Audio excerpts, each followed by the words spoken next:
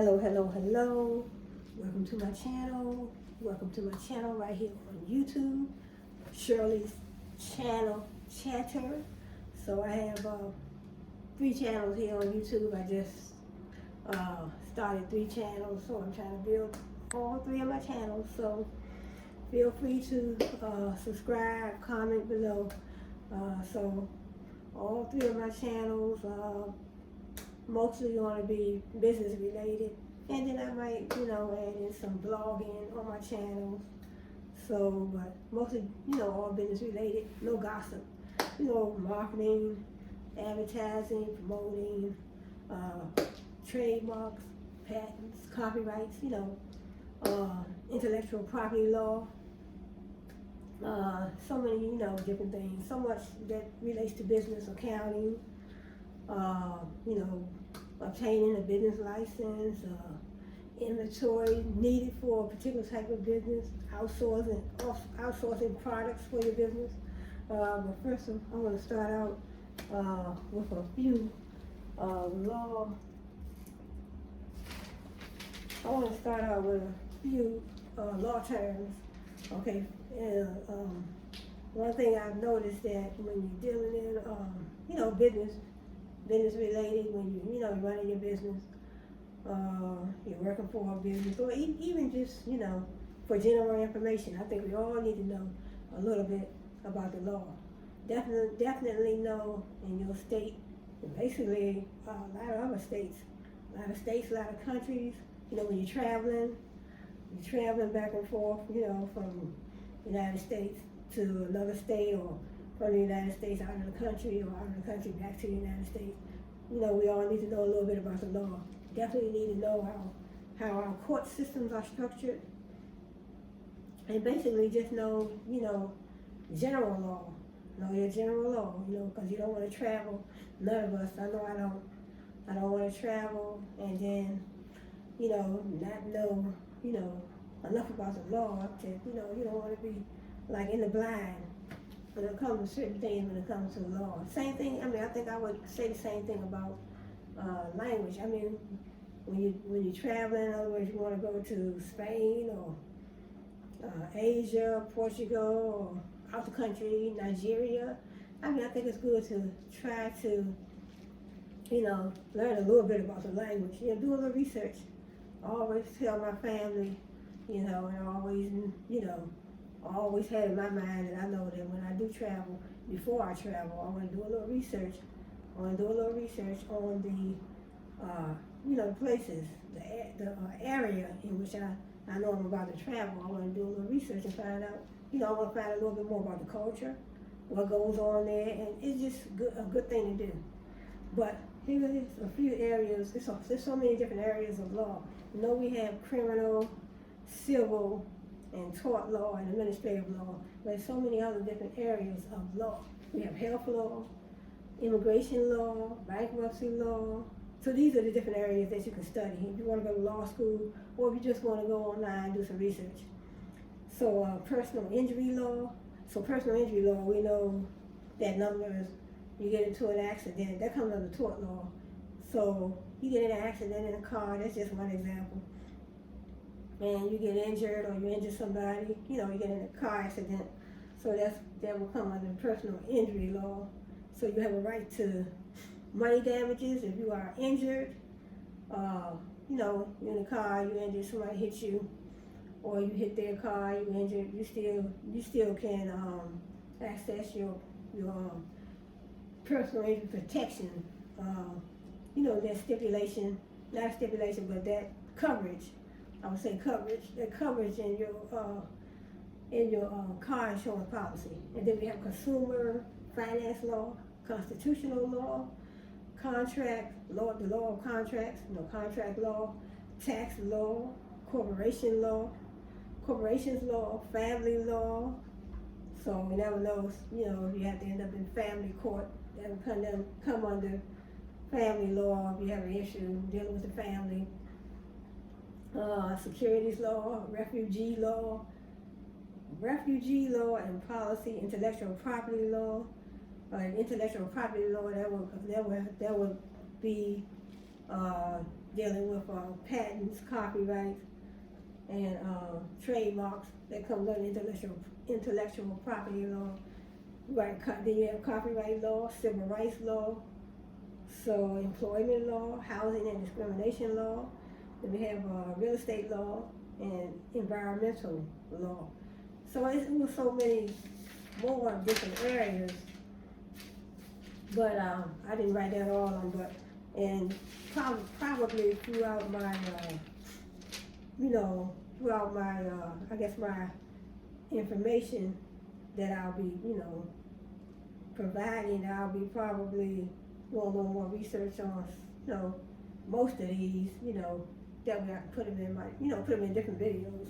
But, so, I just want to read a little bit when it comes to, a little bit out of the book when it comes to,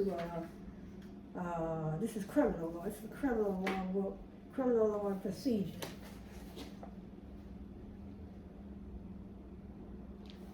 Criminal law and procedure. So we have a term in the book called defense. It's called, let's say defense defined, but it's an affirmative defense. A defense that is more than a simple denial of the charges. It raises a new matter that may result in an acquittal or reduction of liability.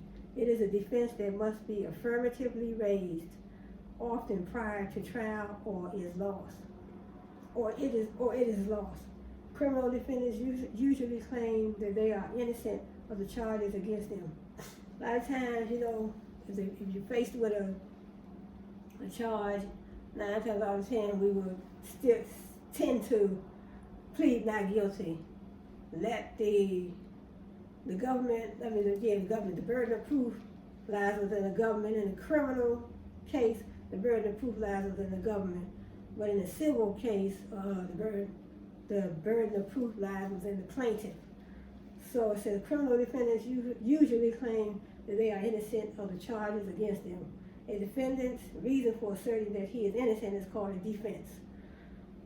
Defenses can be factual. I didn't do it. They can also be legal. I did it, but the case was filed after the statute of limitation had run out. Many defenses have been developed under the common law. However, many others have been created by legislation. Finally, some defenses find their origin in the constitutions of the states and federal government. Some defenses are complete, that is, if successful, the defendant goes free. Other defenses are partial. The defendant avoids liability on one charge, but may be convicted of a lesser offense. This chapter examines several factual and statutory defenses. Okay, we have one term called burden of proof.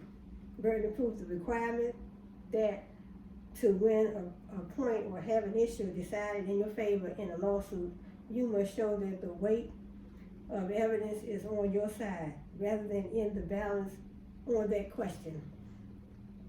There is a special class of defenses known as affirmative defenses. Affirmative defenses go beyond a simple denial. They raise special or new issues which, if proven, can result in an acquittal or lesser liability. Defenses that raise the question of a defendant's mental state to commit a crime, whether justification or excuse existed to commit the crime, and alibi fall into the affirmative defense class. An alibi. So the person has an alibi that falls into the affirmative defense class. So in other words, they was brought up on a charge and they have an alibi. In other words, their alibi could be, I was at the airport. When that situation happened, I was at the airport and I have my airport tickets. I have my witnesses that saw that I was there at that particular time and that particular day. That would be my alibi. And then we have another term, burden of going forward. Burden of going forward. As a general rule, criminal defendants may sit passively during trial as the prosecution bears the burden. As I said, the burden of proof lies within the government, so the prosecution is on the government side. And the burden of proof, it says criminal defendants may sit passively during trial as the prosecution bears the burden of proving the government's allegations. In all instances, burden of proof refers to two burdens: the burden of production and the burden of persuasion, because it is not practical to require prosecutors to prove that every defendant was sane, was not intoxicated, or did not have justification to use force. The burdens for affirmative defenses are different than for other defenses. First, defendants have the duty of raising all affirmative defenses. At trial, this means that defendants must produce some evidence to support the defense. This is known as the burden of production. Defendants do not have to convince the fact finder that the defense is valid. They are only required to bring forth enough evidence to establish the defense. And then we have the burden of persuasion. After defendants have met the burden of production, the burden of persuasion then must be met. There is a split among the states. Some require the defendant to carry this burden, whereas others require it of the prosecution. If the defendant has the burden, then he or she must convince the fact finder that the defense is true. Defendants must prove this by a preponderance of evidence. In jurisdictions that require prosecutors to disprove an affirmative defense, there is again a split as to the standard of proof required. Some require proof by preponderance, and others require proof beyond a reasonable doubt. Some of the defenses covered in this chapter are affirmative defenses. It is necessary to research local law to determine which procedures followed in a particular jurisdiction and what defenses are considered affirmative defenses.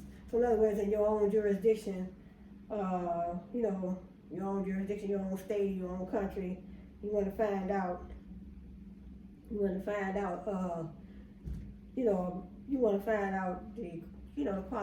qualifications when it comes to determining your affirmative defenses. So we have a defense of insanity. So defense is, let me see. Okay, this is the first page. It says, few aspects of criminal law have received as much public attention as the insanity defense. The defense has also been the subject of considerable scholastic research and discussion. Some critics charge that the defense should not be available. Others criticize not the availability of such a defense, but the particular test employed to determine insanity. In reality, insanity is a mens rea defense. That's what I was talking about on, I think, one of my other videos. Mens rea, in other words, is in your mind, it's your mental state, like you're thinking about committing a crime that will come under mens rea, but you didn't actually commit a crime. Actus rea would be you actually went out there and committed a crime. Actus rea. But mens rea, they say in reality, insanity is a mens rea defense. So it's in your mind. You haven't actually committed a crime yet. You haven't actually committed a crime, but you were thinking about it. See, if a defendant was insane at the time of the crime, it is unlikely that the requisite mens rea existed. It is generally held that one who is insane is incapable of forming a rational purpose or intent. In fact, in most jurisdictions, defendants may put on evidence to establish that insanity prevented the requisite mens rea from being formed. This is the defense of diminished capacity. Diminished capacity, the principle that having a certain recognized form of diminished mental capacity while committing a crime should lead to the imposition of a lesser punishment or to lower the degree of the crime. So these are the defenses, these are the affirmative defenses to a crime. We have insanity, then we have the diminished capacity, and then we have the McNaughton rule, a test employed in a number of jurisdictions for determining whether a criminal defendant has the capacity to form criminal intent at the time he or she committed the crime of which he or she is accused. The McNaughton rule is also referred to as the right-wrong test. So in other words, this is an example. In 1843, Daniel M. McNaughton was tried for killing the British Prime Minister's secretary. McNaughton was laboring under the paranoid delusion that the Prime Minister was planning to kill him, and he killed the minister's secretary, believing him to be the Prime Minister. So he mistook the Prime Minister's secretary for the Prime Minister because he was trying to kill the Prime Minister. But it says McNaughton was laboring under the paranoid delusion that the Prime Minister was planning to kill him. He thought that the Prime Minister was trying to kill him, and he killed the minister's secretary instead. And it said the jury found McNaughton not guilty by reason of insanity. The decision created controversy, and the House of Lords asked the Justice of the Queen's Bench to state what the standards for acquittal on the grounds of insanity were. Those standards were attached to the decision and set forth the following standard known as the it's a M. Naughton test. So that's how they came up with the M. Naughton test. It's a test employed in a number of jurisdictions for determining whether a criminal defendant had the capacity to form criminal intent at the time he or she committed the crime. So in other words, it's a test that they put the defendant under. The test that they put the defendant under to see if he, to determine whether the criminal defendant had the capacity to form criminal intent. So in other words, they wanted to see if he had, according to this test, they can tell whether or not he had an intent to commit that crime. See, a test employed in a number of jurisdictions for determining whether a criminal defendant had the capacity to form criminal intent at the time he or she committed the crime of which he or she is accused. The M. Naughton rule is also referred to as the right-wrong test. It says those standards were attached to the decision and set forth the following standard known as the M. Naughton test. At the time the act was committed, the defendant was suffering from a defect of reason, from a disease of the mind which caused the defendant to not know the nature and quality of the act taken, or that the act was wrong. So in other words, it's saying this defendant, his name was M. Naughton, Daniel M. Naughton. His name was Daniel M. Naughton. Because I heard about this rule, I think I read about this rule right here in one of my other law books. So in other words, the M. Naughton test, and they're saying that at the time the act was committed, so in other words, at the time he committed the crime, the M. Naughton test, the defendant, according to the M. Naughton test, according to this test, the M. Naughton test, the defendant was suffering from a defect of reason. In other words, he was suffering from a defect of reason, and he couldn't probably, I guess, in other words, that's similar to like a mental breakdown or something. The defendant was suffering from a defect of reason, from a disease of the mind, like a mental breakdown, which caused the defendant to not know. In other words, he didn't know. It's almost like a mental breakdown or Alzheimer's or something like that, but I know it probably don't have nothing to do with that, but the nature and quality of the act taken or the act was wrong. So in other words, he had a mental breakdown and he didn't know that the act was wrong. He didn't know what he was doing.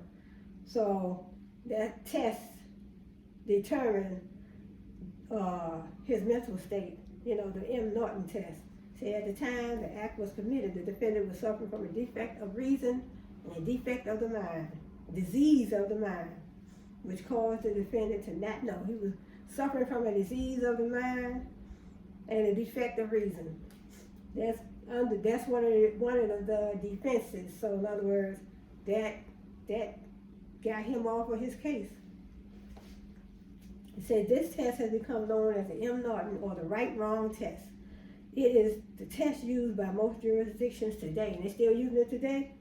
First, the defendant must have suffered from a disease of the mind at the time the act occurred. Disease of the mind is not clearly defined, but it appears that any condition that causes one of the two events from the third party of the test is sufficient. That is, any disease of the mind that causes a defendant to not know the quality of an act. So he didn't know, according to the M. Norton test, he didn't know the quality of the act that he was committing. He didn't know the quality of the act, or that an act, he didn't know the quality of the act, and he didn't know that it was wrong. Almost like a child. It's almost like going back to a childlike state. You know, for children, they do stuff, and they don't know what was wrong with that. So it's almost like he had a disease of the mind. It almost seems like he resorted back to not, knowing right from wrong. It's almost like a childlike state. See, that is, any disease of the mind that causes the defendant to not know the quality of an act or that an act is wrong is sufficient.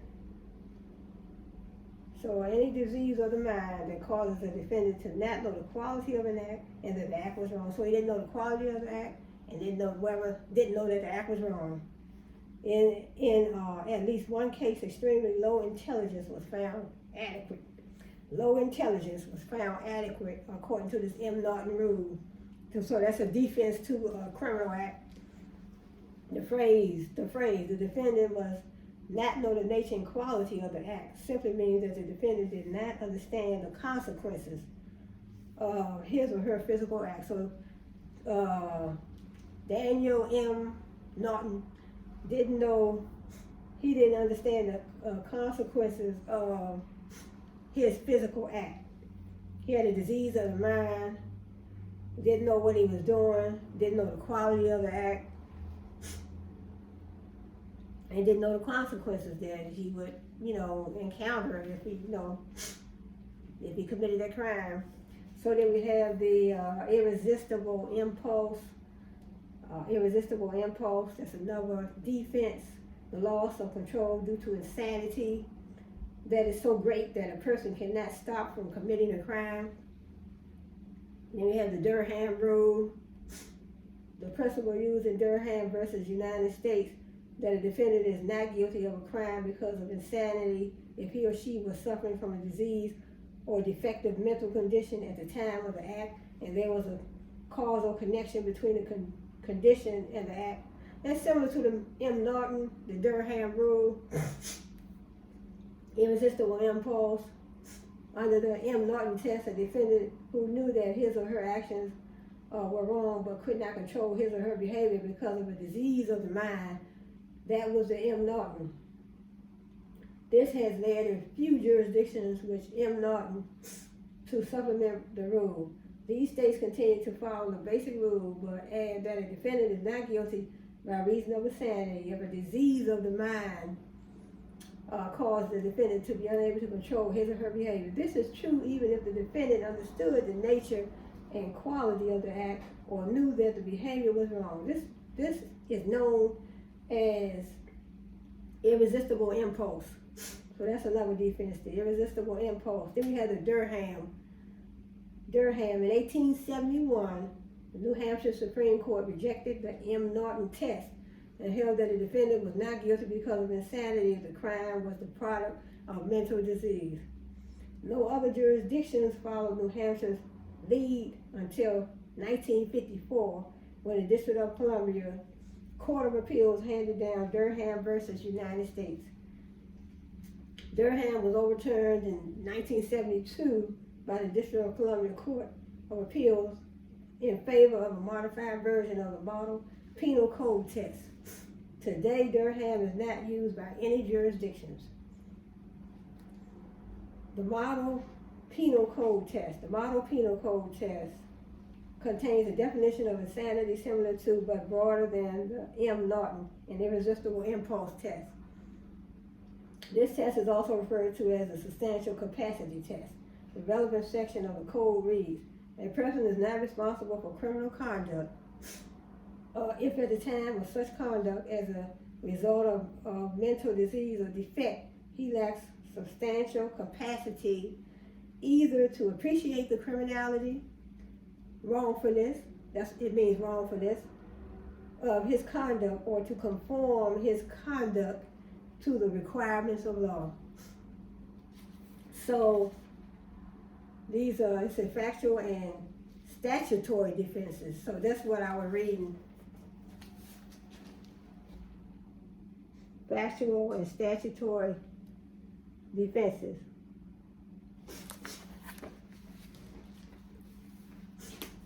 So factual and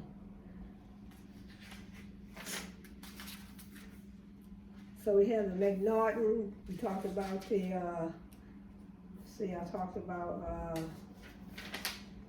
the affirmative defenses, burden of proof. We talked about the burden of proof, burden of persuasion, insanity defense, M. Norton defense, irresistible impulse, Durham rule. So guilty by mentally, number 3. In 1981, John Hinckley attempted to assassinate President Ronald Reagan. The president was seriously wounded and his press secretary, James Brady, suffered permanent brain injury. It was later learned that Hinckley committed the act in order to impress a movie actress he had never met. At trial, Hinckley was found not guilty by reason of insanity. So I was just reading some of those, the M. Norton and the Durham. It was later learned that Hinckley committed the act in order to impress a movie actress. At trial, Hinckley was found not guilty by reason of insanity. Okay, and also, then further down says, down on the page it says, rather than abolishing the defense, other states sought to limit or alter its impact. One such measure was the establishment of the guilty but mentally number 3 verdict. Pennsylvania's GBMI statute reads in part that a person who timely offers a defense of insanity in accordance with the rules of criminal procedure may be found guilty but mentally ill. Oh, mentally ill. I said 3, but I said mentally. It looked like 3 L's. Yeah, that's what it looked like. But it looked like 3 L's, but that's 1 I and 2 L's. Mentally ill. And it says, as you can see, the GBMI verdict is a finding of mental illness at the time of a crime, but not insanity as defined by the applicable legal test. Unlike a defendant who is not guilty by reason of insanity, a defendant who is GBMI is both punished and treated. The defendant is sentenced as any other offender for the crime, but in addition, the state provides mental health treatment. In other words, John Hinckley was arrested, and in other words, they said he goes through the same thing as somebody else that committed the same crime, but he was labeled mentally insane. So in other words, the defendant is sentenced to any other. The defendant is sentenced as any other offender for the crime, but in addition, the state provides mental health treatment. So guilty, but mentally ill. So the state will provide mental health treatment. In other words, he'll still be tried and prosecuted and sent to jail, just like anybody else that commits that type of crime.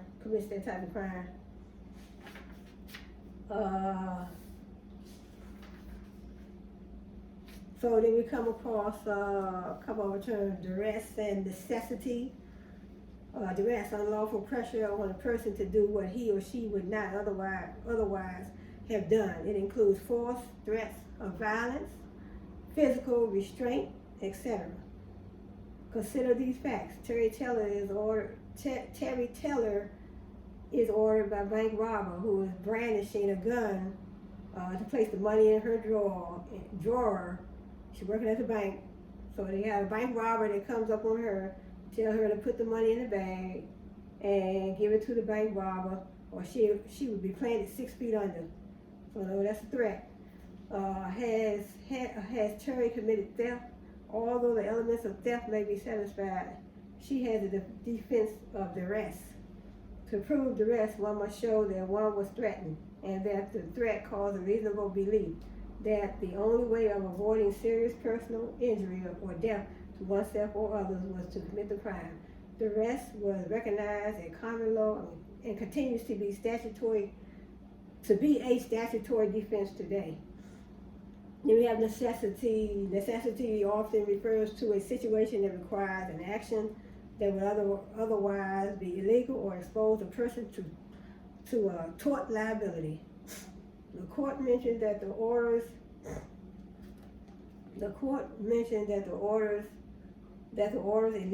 illegality was apparent upon even cursory evaluation by a man of ordinary sense and understanding. What if an order appears to be legal and the person who follows it has a reasonable belief of its legality? In such cases, the defense of duress does apply. So that was duress. And necessity is similar to duress. However, whereas duress is created by human pressures, somebody pressures you to do something, threaten you, and somebody force you to do something, threaten you with violence, or just threaten you with a physical restraint to hold you down, say, hey, that's duress. Somebody, they can sometimes, people can try to do that to you and try to make you sign a contract or something like that. So that would be, that's against the law too, in that sense too. It says necessity is a broad and amorphous concept. As a general proposition, it applies any time a person is confronted with the risk of choosing between two or more evils. So that is necessity. So let's go over here with self-defense. So physical force used against a person who is threatening the use of physical force or using physical force. So in other words, you're threatening the use of physical force or actually using.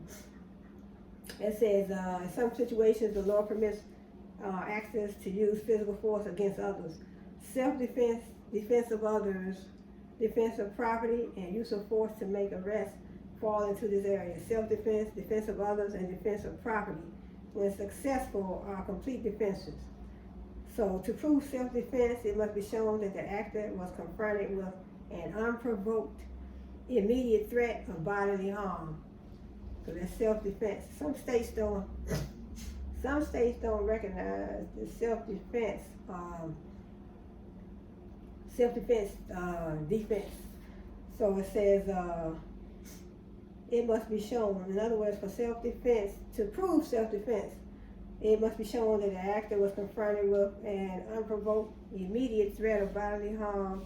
That force was necessary to avoid the harm, and that the amount of force used was reasonable. You had the battered woman syndrome. That's another defense. Continuing abuse of a woman by a spouse or lover and the resulting physical or psychological harm. See, the threat of harm must be immediate in most jurisdictions. Threat of future harm does not justify using force against another. To satisfy this requirement, the harm must be one that will occur unless force is used, and no other means of avoiding the harm exists. However, this principle is occasionally stretched. For example, some jurisdictions have permitted a jury to be instructed on the battered woman syndrome defense. Under this defense, a woman who is constantly abused by her husband, may be justified in using force at a time when there is not strictly immediate danger. The theory is that women in such circumstances have two choices: either wait for their husband to kill them or strike first in a form of offensive self-defense. Critics of this defense contend that because other remedies are available, such as leaving the husband and obtaining a court order restraining him from bothering her, there is no immediate danger. So in other words, you have somebody having a problem with their husband, and then husband tried to, kill them. So in other words, somebody have a problem with their husband, boyfriend, or whomever, and they try to kill them. So in the first part of my passage that I was reading, in other words, it has to be in immediate danger. So in other words, your husband, your boyfriend, or whoever was attacking you, and then you got out safely, but then now a week later you go back and do something to that person. No, it has to be if you are in that immediate danger. So you can't say, hey, well, he tried to attack me and he tried to kill me, but he tried to take me out. So let me rephrase my words. So he tried to take me out, but I came, I survived it. But then now, I want to come back a week or two, or a month later, and try to, do some harm to that person. No, it has to be if you are in an immediate danger. But then it's still saying that the threat of harm must be immediate in most jurisdictions. So it must be immediate in most jurisdictions. Threat of future harm does not justify using force against another. See, threat of future harm. In other words, you can't go and say you were put in harm's way and you made it out safely, but then you want to, go back a week or two later, a month later, whatever. But, that would not be a threat of future harm. That would not be a threat of immediate harm. But, can't go by on what might happen in the future, If it happens, and you're in the moment, then you have to, so that's why they say the battered woman syndrome. Continuing abuse of a woman by a spouse or lover and the resulting physical or psychological harm. Then we have another one called retreat to the wall. I never heard this one before. The doctrine that before a person is entitled to use deadly force in self-defense, he or she must attempt to withdraw from the encounter by giving as much ground as possible. Or retreat to the wall. So in other words, if you don't have to use that particular deadly force, harmful force, I would say, if you don't have to use that harmful force, then, try to retreat to the wall. It says, all jurisdictions require that a person retreat from an attack, if possible. So all jurisdictions require that a person retreat from an attack, if possible, before using harmful force. This is known as the retreat doctrine. There are many exceptions to the doctrine. Retreat is not required whenever it poses a danger to the party. So retreat is not required whenever it poses a danger to the party. Nor is retreat expected from one's home. Police officers are not required to retreat when performing their lawful duties. The Model Penal Code has a retreat provision that recognizes these exemptions. So let me see what other terms we have. I think this is something that I have a couple more. Let me see. We have infancy, intoxication, and mistake. So infancy. In common law, it was a complete defense to a charge that the accused was a child under the age of 7 at the time the crime was committed. It was irrebuttable. It was irrebuttably presumed that children under 7 were capable of forming the requisite mens rea to commit a crime. Right. So in other words, children, they, a certain age, they wouldn't have in their mind, because mens rea is basically your mental state. In other words, you're thinking about committing a crime, but you haven't. So they're trying to say that children in infancy wouldn't have the mens rea as, they wouldn't have that mens rea, going on with them as an older person. It says, because it was irrebuttably presumed that children under seven were incapable of forming the requisite mens rea to commit a crime. A rebuttable presumption of an incapacity existed for those between 7 and 14 years of age. The presumption could be overcome for those between 7 and 14 if the prosecution could prove that the defendant understood that the criminal act was wrong. Statutes vary, but it is common for juvenile courts to be given exclusive jurisdiction over criminal behavior of juveniles. However, some states give current jurisdiction to criminal courts and juvenile courts. Let's go to the intoxication. In this context, intoxication refers to all situations in which a person's mental or physical abilities are impaired by drugs or alcohol. It is generally said that voluntary intoxication is a defense if it has the effect of negating the required mens rea. In common law language, this means that if intoxication prevents a defendant from being able to form a specific intent, then the crime is reduced to a similar general intent crime. For the crime of murder, for the crime of deleting, intoxication is a defense if it prevents the defendant from forming the premeditation, deliberation, or purposeful element. In such cases, the charge is reduced from first degree to second degree deletion. Not all states recognize voluntary intoxication as a defense. So voluntary intoxication, in other words, you just, took some drugs, or you had some alcohol voluntarily, you did it on your own, Nobody forced you, so that was voluntary on your part. See, in the rare case of involuntary intoxication, the defendant is relieved of liability entirely. In the rare case of involuntary intoxication, so in other words, they didn't take it on their own, they didn't, use it on their own. Somebody may have forced them to, that's why they say involuntary. In the rare case of involuntary intoxication, the defendant is relieved of liability entirely. That means somebody forced them, but voluntarily, if you're doing that illegal stuff and drinking and whatever, and you're doing it, so that's voluntary, that's voluntary. But involuntary, when somebody force you and then you become intoxicated, that could be a defense. But it says not all states recognize voluntary intoxication as a defense. So I guess that's why I say you have to read up on different laws. Different laws are in different countries, different states. And then the last one I think is called the mistake defense.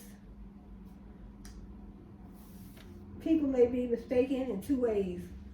First, one may believe that some act is legal when it's not. This is a mistake of law. Second, a person may not understand all the facts of a given situation. This is a mistake of fact. In other words, you might not understand the facts of a given situation, so that's a mistake of fact. And then it says, as a general proposition, mistake of fact is a defense, and mistake of law is not. In other words, mistake of law is not a defense because, in other words, you can't just go commit a crime and say, hey, well, I didn't know the law, but,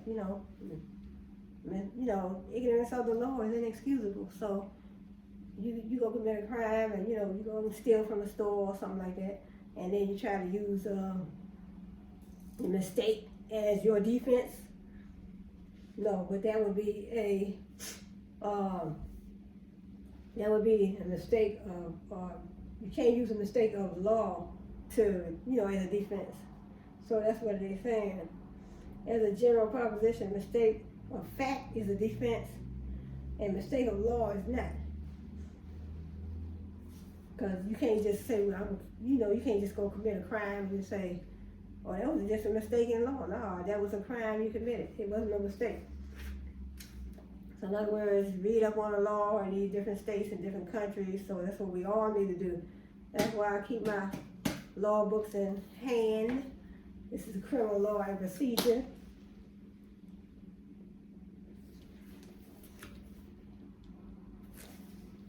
So I think this is the, oh no, I think I had a couple more. Let's see. I think I got a couple more. Okay, where did I stop at? I stopped. Oh, mistake. Okay, an intent to steal another's property is an element of theft. If an attorney picks up a briefcase believing it to be his when it's actually someone else's, it is not theft. Okay, yeah, that's a mistake. In other words, they said an attorney pick up somebody else's briefcase when he thought it was his.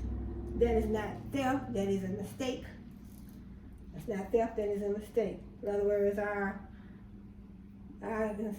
two different people, or maybe one other person had their keys on the table, and I had my keys on the table. You know, we were somewhere, or at the DMV or wherever we was, you know, and then I accidentally pick up their keys instead of picking my keys up. That's a mistake.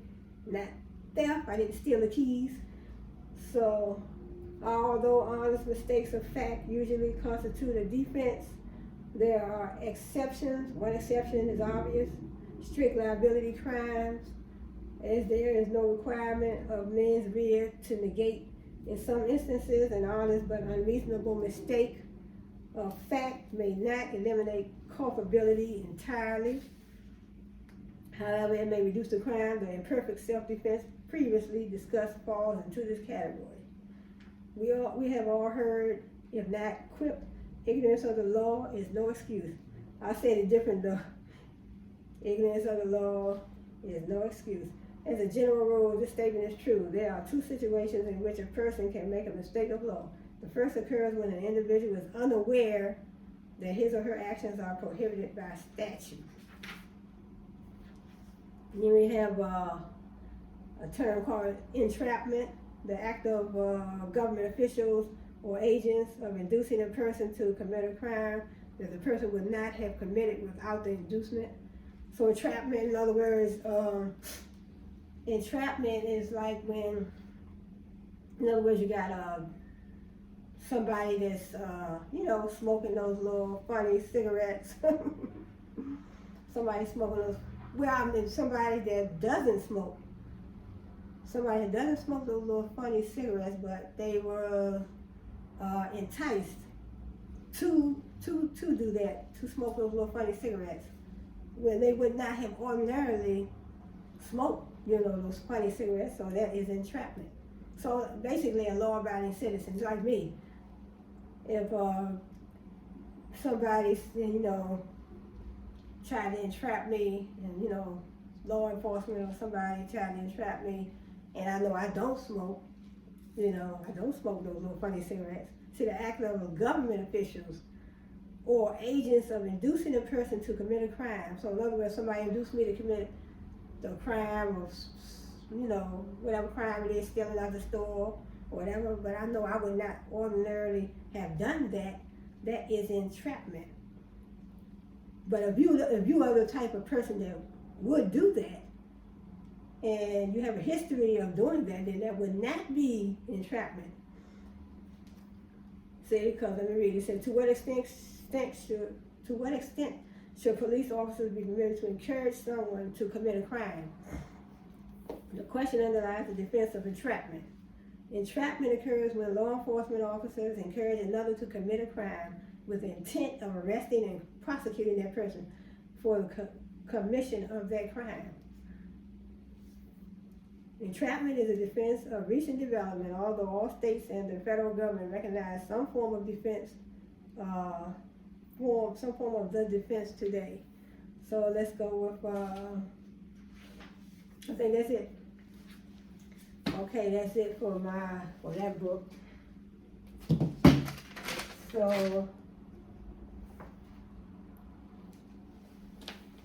So just a couple of little terms. This book right here is called Foundations of Law. So I got so many law, but then I have a whole set of law books in the closet. Let's talk about criminal law. the list of crimes promulgated by the state, including the mental states required for particular crimes, for example, specific intent, premeditation. Criminal law may be defined as a list of crimes promulgated by the state. Criminal law may be practically defined by concentrating on procedural distinctions. Crime is defined as a wrong against society. Crime, a wrong against society. This really means that the means to redress that wrong are monopolized by the state. So let me see some of these terms. So as I was mentioning before, criminal act and criminal intent. We have actus reus, criminal act, conduct that the law prohibits or absence of conduct that the law requires. Then we have mens rea, literally criminal mind, so in other words, criminal intent. So in other words, it's in your mind, you have that criminal intent. You intend on committing a crime, so that's mens rea. You intend on committing a crime, is already in your psyche, in your mind. Actus reus, criminal act, so actually committing a crime is actus reus.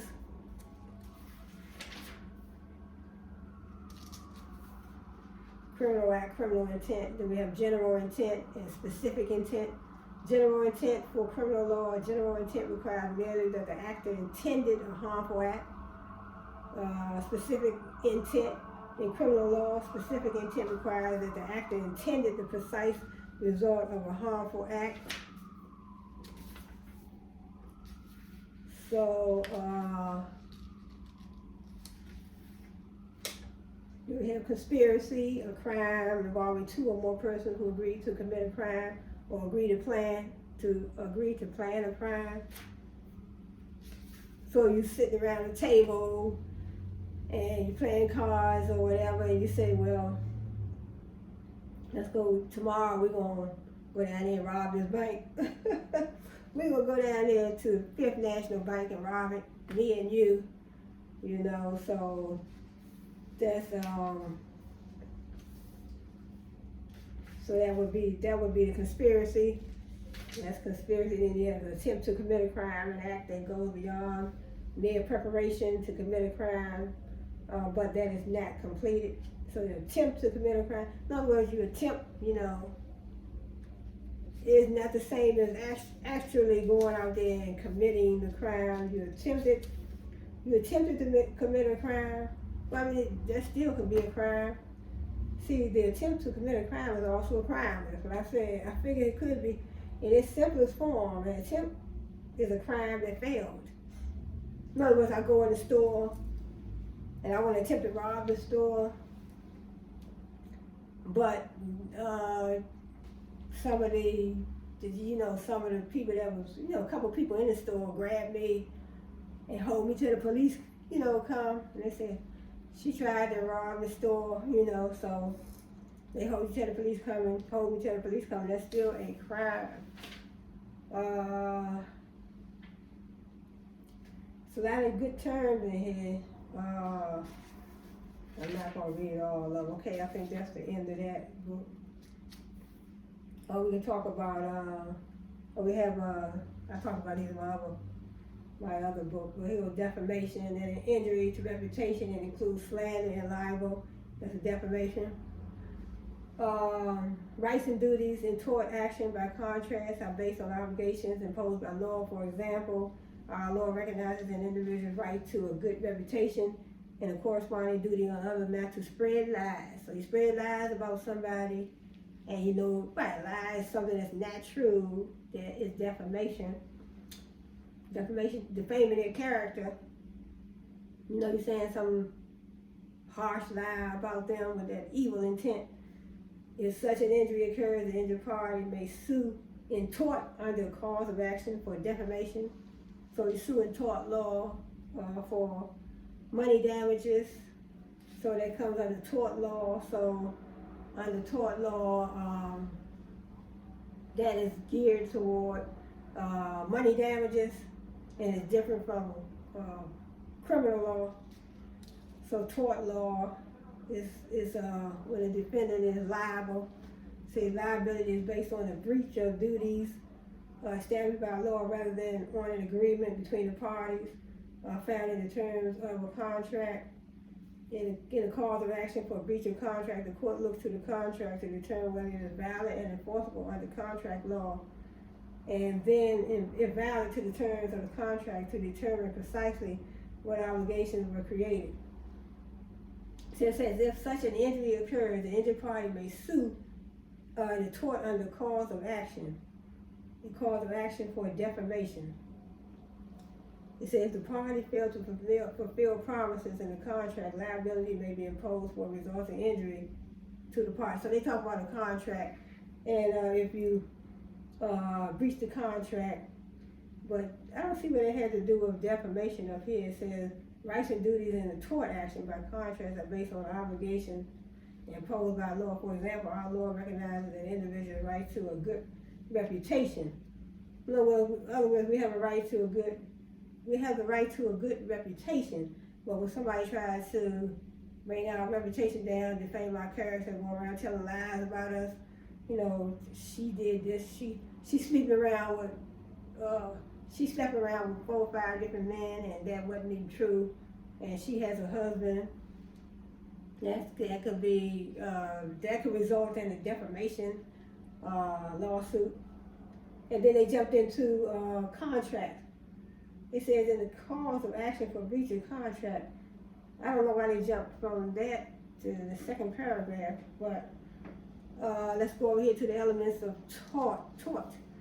Assault, putting someone in apprehension or fear. That's fear, that's the assault. Battery, the actor must have the ability to carry out the threatened battery. In other words, somebody put you in fear or apprehension, that would be the assault. And in other words, hey, come over here, I'm gonna bust you, you know, I'm gonna blah, blah, blah to your face, you know. I'm gonna blah, blah, blah to your face, to your legs, to your arms, and that would be the assault. But the battery, they actually, you know, whatever they talked about doing, they went on and did it. So, you know, hitting or whatever, that's the battery. So I think I'm gonna wrap up these terms.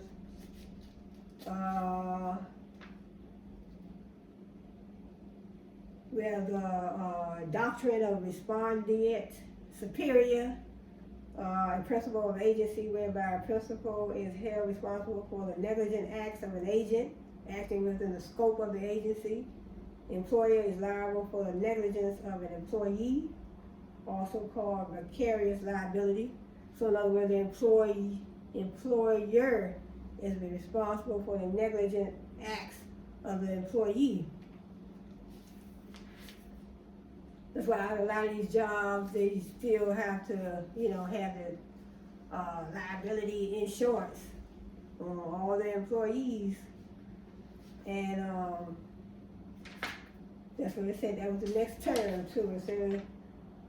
It says insurance.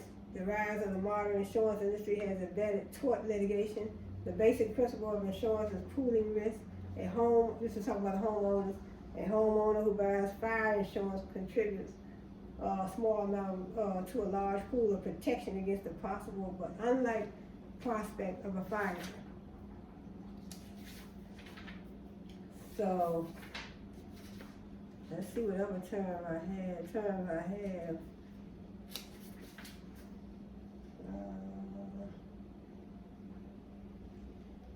I'm not going to read this right now into it, but it says fault in 3 areas of tort law.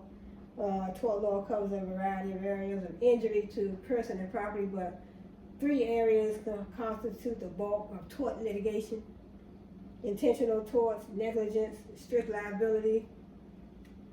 Intentional torts that require proof of intentional wrongful conduct. So I think I'm going to stop right here in this book right here.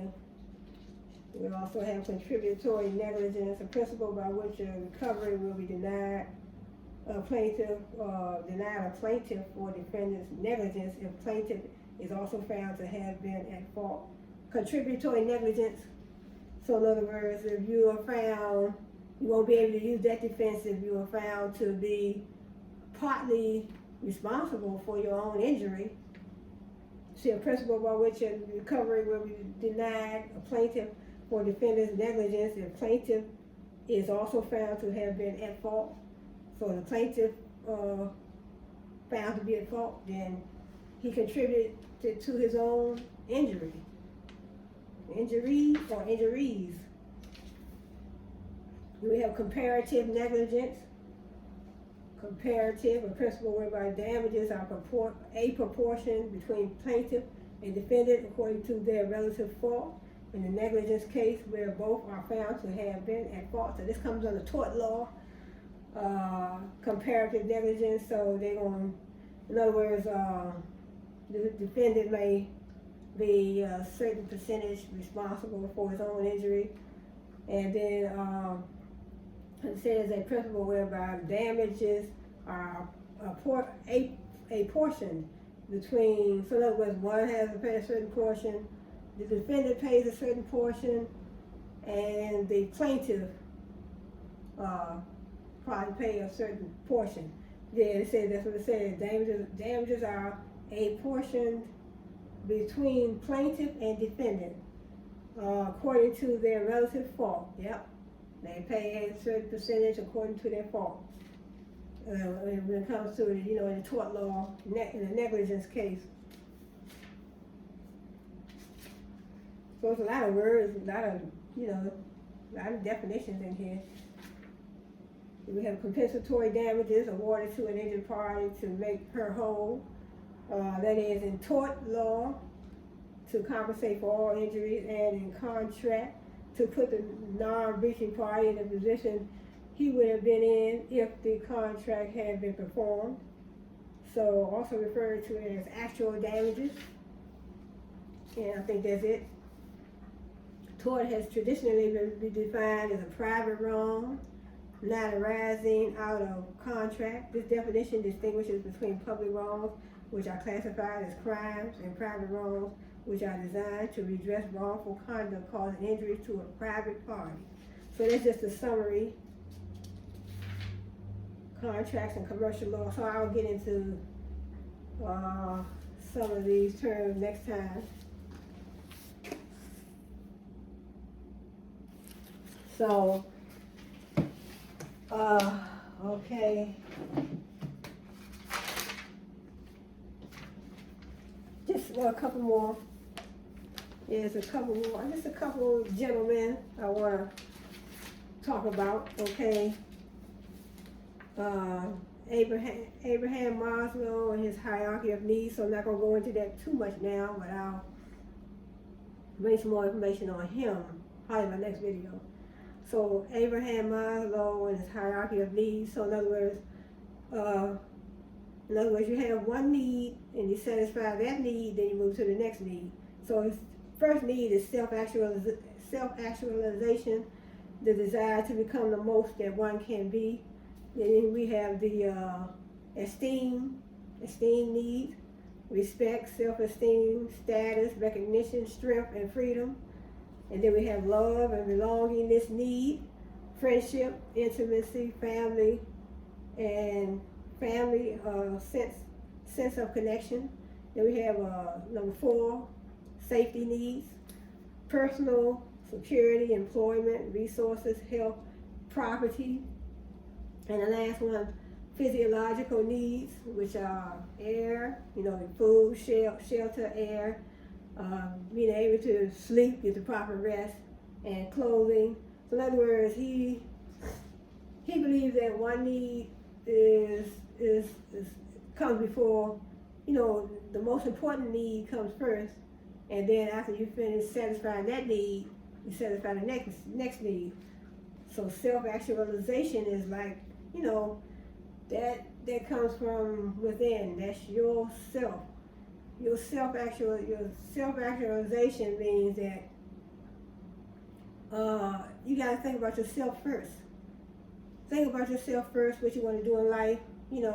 That's why he says desire to become the most that one can be. Think about yourself. Think about yourself, what you want to do in life, what's in, in your life, what you're gonna do for the next 5 years, what is most important to you, in your life, family, friends, whatever loved ones you have. Then you have your esteem, you want respect, so you satisfy your self-actualization first, then you move on to your esteem needs, then you move on to your love and belonging needs, then you go to your safety needs, then your last need will be your physiological needs. So there's Abraham Maslow and his hierarchy of needs. And then the last person I want to talk about is Vincent van Gogh.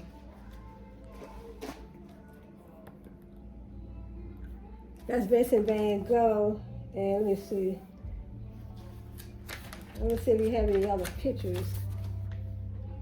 Vincent van Gogh, this is another picture he painted too.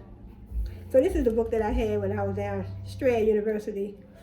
So this Vincent van Gogh. That's what he painted, right? But this is a picture of him.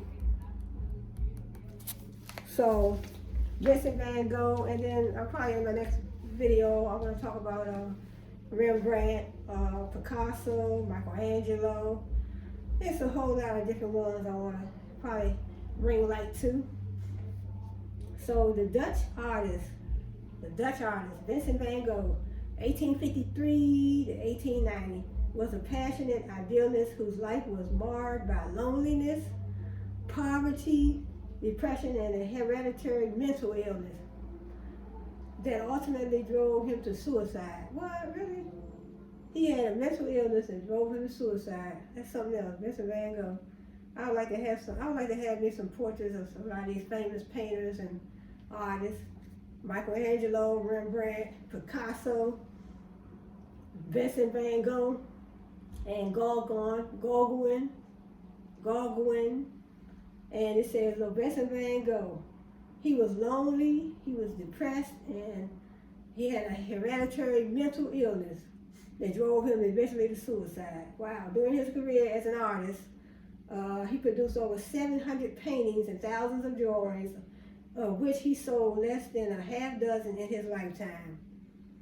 Influenced by Japanese prince, Van Gogh painted landscapes, still life. I remember I took art in high school. We used to paint the little still life.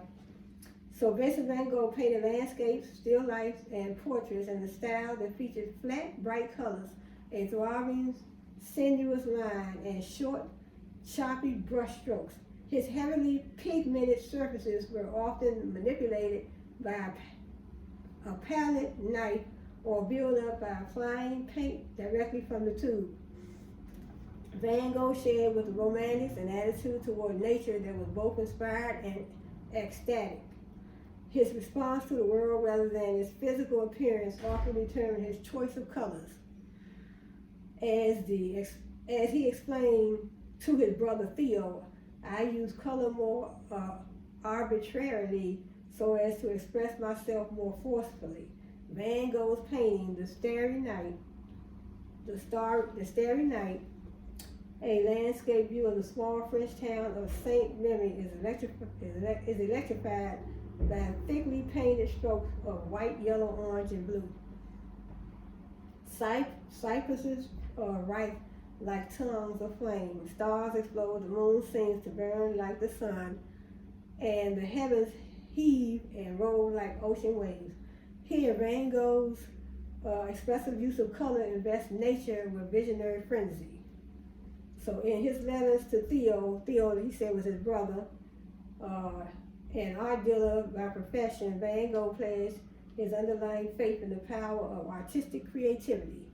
In 1888, just 2 years before he committed suicide, Van Gogh wrote, "I can do without God, but in my life and in my painting, but I cannot. Ill as I am, do without something which is greater than I, which is my life, the power to create. And if defrauded of the power to create physically, a man tries to create thoughts in place of children. He is still part of humanity." Assessing his own creativity, Van Gogh claimed, that making portraits allowed him to cultivate what was best and deepest. Altogether, he explained, it is only one thing in painting which moves me to the depth and which more than anything else makes me feel the infinite. For Van Gogh, the challenge of portraiture lay in capturing the thought and soul of the model. In his portraits of friends and neighbors, and in the 24 self-portraits that he painted between 1886 and 1889, Van Gogh raised the mood of romantic subjectivity to new levels of professional intensity. In his self-portrait, 1889, the self-portrait. This is self-portrait right here. I was just showing you.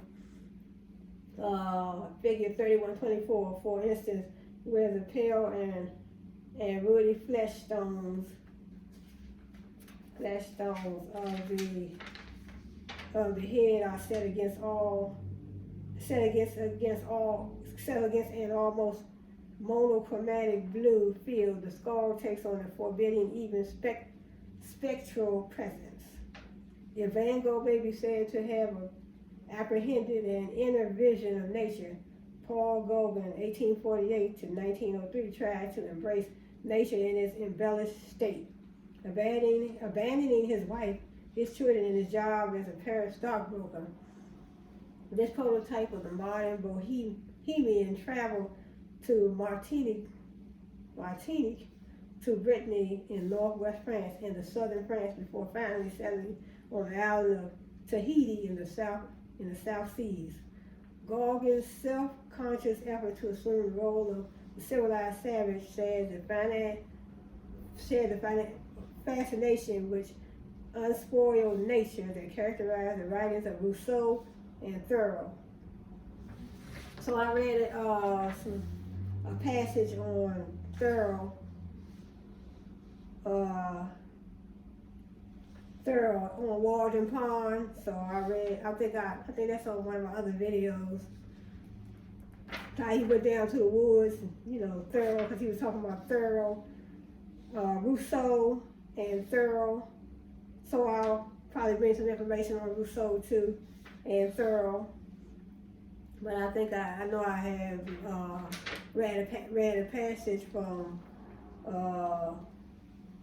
Thoreau's Walden, when he went down to the pond near to where he lived and where he wanted to build a house. So he wanted to build a house. So he went down there, he wanted to be one with nature. He wanted to suck all the marrow out of life. He wanted to back life into a corner. So I just love saying that. He wanted to back life into a corner. So that was this was Vincent van Gogh and Gauguin.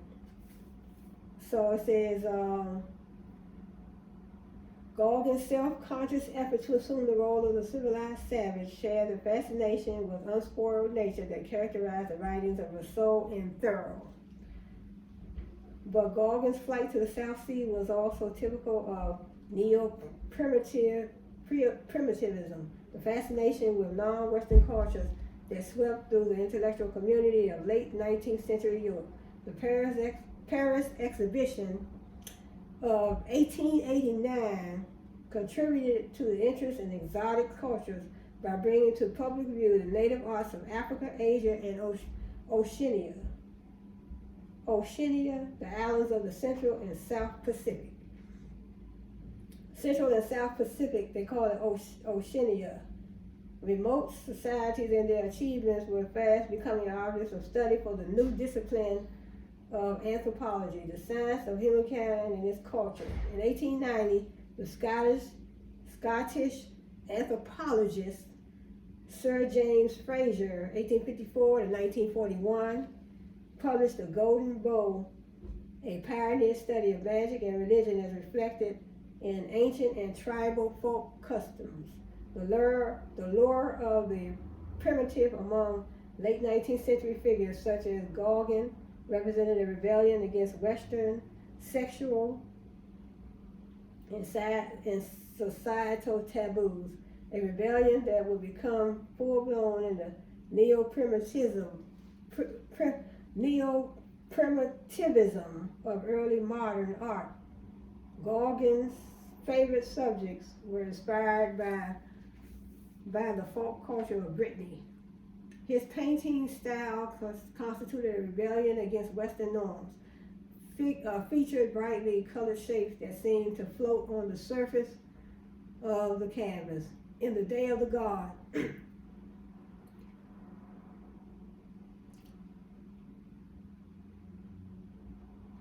the Day of the God, Gauguin's figures cast no shadows, and his bold, unmolded colors, like those of Van Gogh.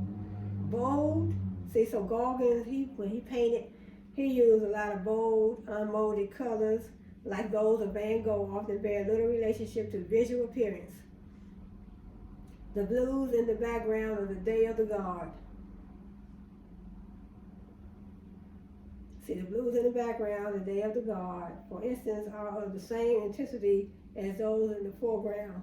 Gauguin joined Van Gogh at Arles in the fall of 1888, and for a brief time, the two artists lived and worked side by side. Volatile and temperamental, they often engaged in violent quarrels, and during one of Van Gogh's psychotic episodes, which ended in his cutting off part of his own ear, Van Gogh ended up cutting off part of his ear, one of his ears.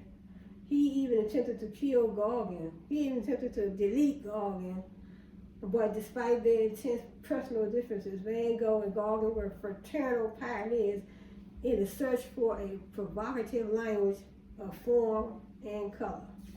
So I think that's going to be it for, and so that I don't know, this is a painting, this is it don't say who wrote this, he don't say who drew this picture right here, but this is a detail of Sunday afternoon on the island of La Grande. It don't say who painted this portrait, but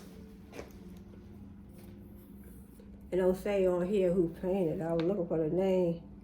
It's a detail of the Sunday afternoon on the island of La Grande, Jete.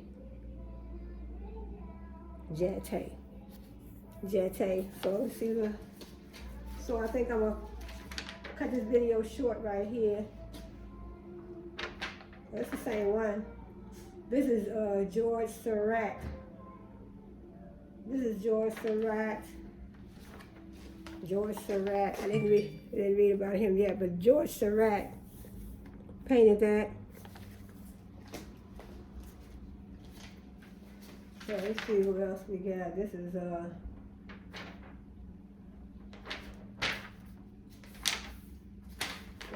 that's it for this book. Here go Paul Gauguin. I just read about him, The Day of the God. Paul Gauguin, Day of the God. I just read about him and Vincent Van Gogh, how Vincent Van Gogh and him, they used to always argue. So Vincent Van Gogh and Paul Gauguin, they were always arguing all the time. And but they were still, they went around town and they, did their little paintings and all that, they hung together. But they argued all the time, but they still went around together doing paintings.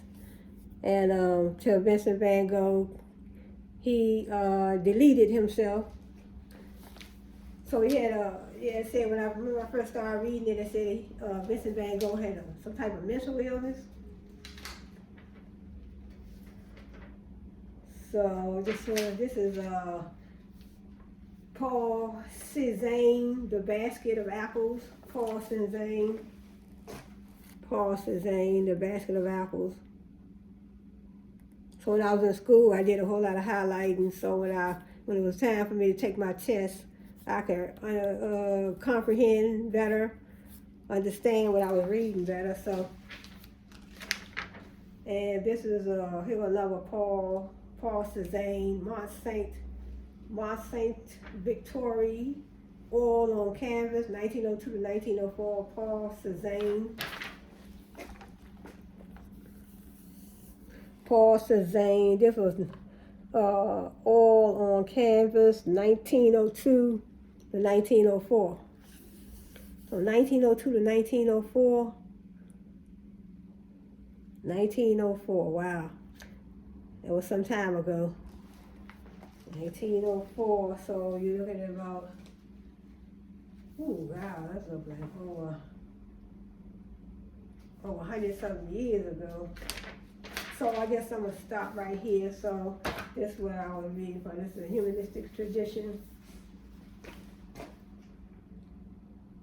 So it's we had 3 of these books, so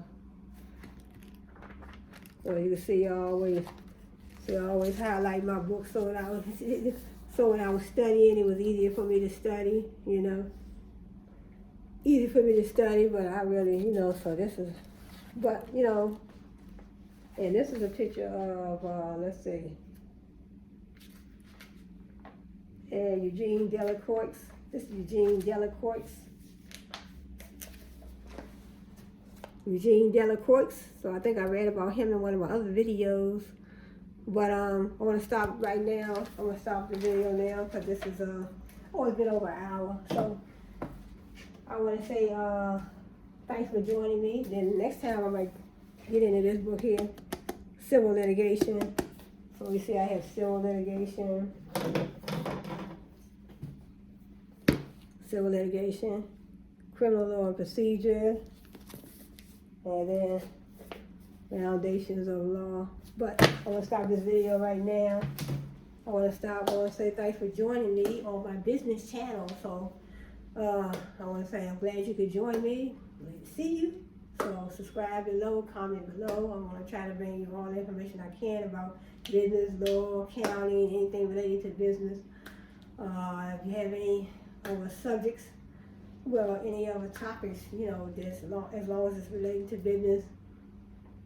business, law, accounting, you know, comment below, subscribe to my channel, and also I want to try to get me a nice introductory video.